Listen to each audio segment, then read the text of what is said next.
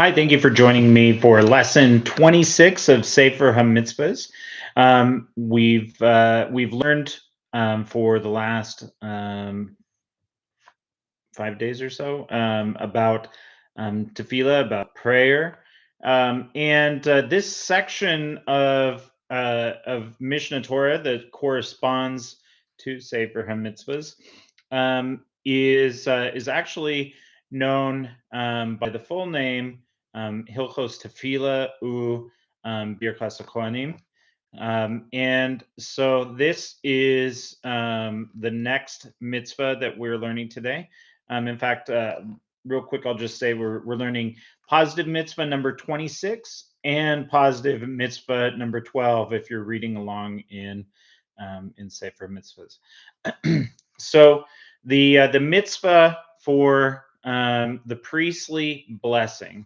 So it's not a mitzvah for you and I to do this blessing unless we are in a special group, a special family, descendants of Aaron, say the priestly blessing, the Kohanim.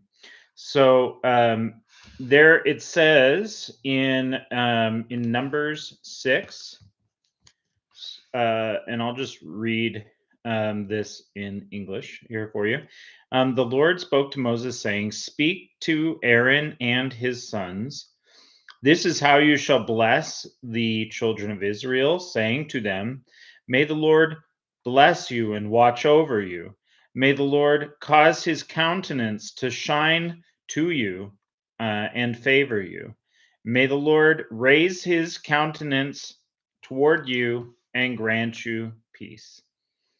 So those three verses are the blessings that Kohanim are obligated to speak as a blessing over over Israel, and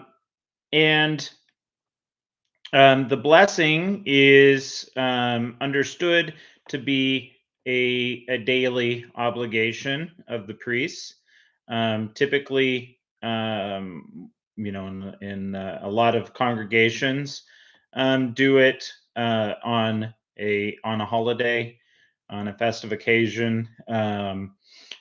But the some will do it on Shabbats, and in the land of Israel, I believe the tradition is to do it daily, if possible.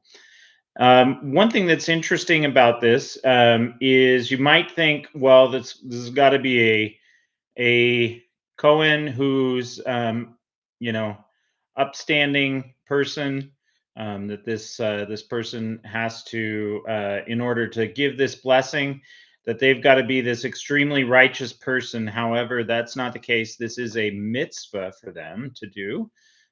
So they can't be a righteous person if we're withholding them from doing this mitzvah.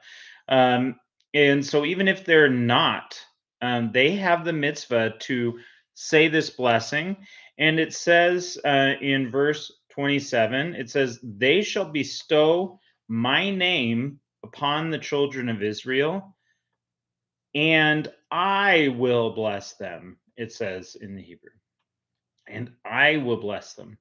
So it's not that the priests are making that blessing happen. They're the Torah says placing Hashem's name upon the people, and then Hashem is blessing through the priest. So the interesting thing is also, you might think that this is a blessing that could happen, but it's a promise here that it says that it will happen. When the Cohen blesses you, it says, "And I will bless them." So Hashem's doing the blessing.